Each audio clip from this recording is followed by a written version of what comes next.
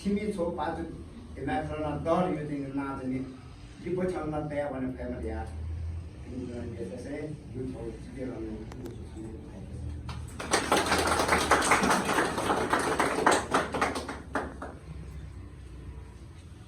आफ्नो मन्तव्य राखिदिनु भएकोमा ज्ञानदास प्रजापतिजीलाई धेरै धेरै धन्यवाद।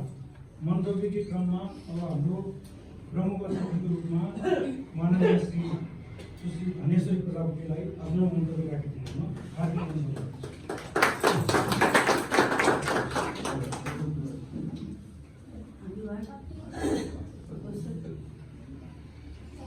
प्रजापतिजी आजको यस कार्यक्रमका अध्यक्ष सुशील प्रजापतिजी, बागमती प्रदेशका सामाजिक कार्यालयका प्रमुख चन्द्रकुमारी जनताज्यू, 6 नम्बर वडा अध्यक्ष ज्ञानदास प्रजापतिज्यू, 6 नम्बर वडा रामचन्द्र थापा मगरज्यू, 6 नम्बरकै महिला सदस्य अरुणा कारणजी पहुँचु,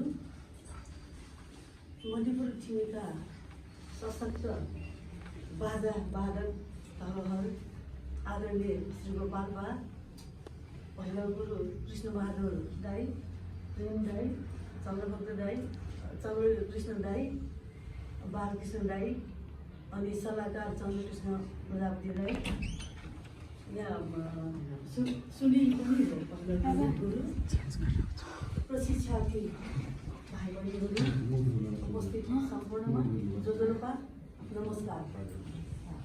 सँगसँगै दुनियाँमा भएरहरूलाई त मेरो भाइसँग बुझ्ने खण्डन धाइडुङ मरैजुले चाहिँ नेपाली भाषा नेपाली भाषा आज चाहिँ जुन धाम बाजा प्रशिक्षण पाँचौँ थिमे खलले आयोजना गर्नुभएको यो बाजामा उपस्थित हुँदाखेरि भाइ बहिनीहरूको पनि एकदम उल्लासमय अनुहार देखेको छु र विगतमा पनि कति 53जना चाहिँ थिमे बाजाको प्रशिक्षण लिइसक्नु भएको थियो र आज पनि आउनुभयो। यो धाम बाजा भनेको एउटा नेवारी कल्चरको यो विशेष हाम्रो प्रमुखज्यूले पनि भनिसक्नुभयो। यो गोला बाजा विशेष गरी बौद्धले पनि बनाउँछ, हामी जात अनुसार प्रजापति पनि बजाउँछ। धाम बाजा एउटा प्रधान बाजा हो। नेवारहरूको यो अग्लो स्थानमा यो 1 महिनाको गोला बाजामा पनि बनाउने ती बाजा हो। 4 दिन हाम्रो पहिलो ट्याकामा पनि धाम बाजा नै बजाउने गर्दछन् र अरू बेलामा पनि धान ढिमे भुस्या भन्ने एउटा कार्यक्रम पनि छ। विभिन्न बाजामध्ये मुख्य बाजा प्रधान बाजा भनेको धाम बाजा नै हो।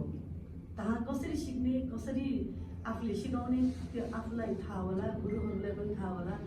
र धिमे बाजा चाहिँ एउटा कार्यक्रममा जाँदाखेरि मलाई त्यो आवाजै मन गरेर म आफैले पनि बजाएको थिएँ 2 चोटि, त उहाँले पनि देखिसक्नु भयो। यति मन्त्रमुग्ध बाजा हो हाम्रो नेवार बाजा भनेको। यो बाजा मैले पनि विभिन्न समयमा भनिरहेको थिएँ कि सिकेर मात्र होइन, अरूलाई पनि सिकाउने क्षमता पनि अभिवृद्धि गरोस्, त्यो चाहिँ हामी चाहन्छौँ। र एउटा जीवन कला शैली नै परिवर्तन हुने बाजा हो यो धाम बाजा, चिनी बाजा, ढिमे बाजा। हरेक बाजामा चाहिँ प्रमुख बाजा नै धाम बाजा नै हुने रहेछ। यो विशेष गरी यो वर्तमान विशेष किसिमले बनाउने बाजा भएको कारणले यहाँहरूले पनि एकदमै ध्यानपूर्वक बनाउनु भएर यो 3 महिनाको लागि चाहिँ सशक्त रूपमा पाथो ढिमे खलको एउटा उत्पादक भन्ने किसिमले म पनि एउटा ढिमे बाजाको एउटा गुरु हुन सक्छु भन्ने एउटा अथोट लिएर सिक्नु हुन म अनुरोध गर्छु। र यहाँ बाजेहरूले त्यति 96 वर्ष 97 वर्षको बाजेले सिकाइराख्नु भएको रहेछ भने हामी भर्खरको युवा जमात हो। युवा जमात भनेको अहिले ऊर्जामय समाज छ, समय छ, कसरी गरौँ के गरौँ भन्ने उत्सुकता हुन्छ। र पाँचौँ ढिमेले विभिन्न यो कृष्णनारायण जयन्तीको समारोहमा पनि पाँचौँ ढिमे खलले त्यहाँ बजाएको एकदम राम्रो लाग्यो भन्ने फिडब्याक पनि आइराखेको छ।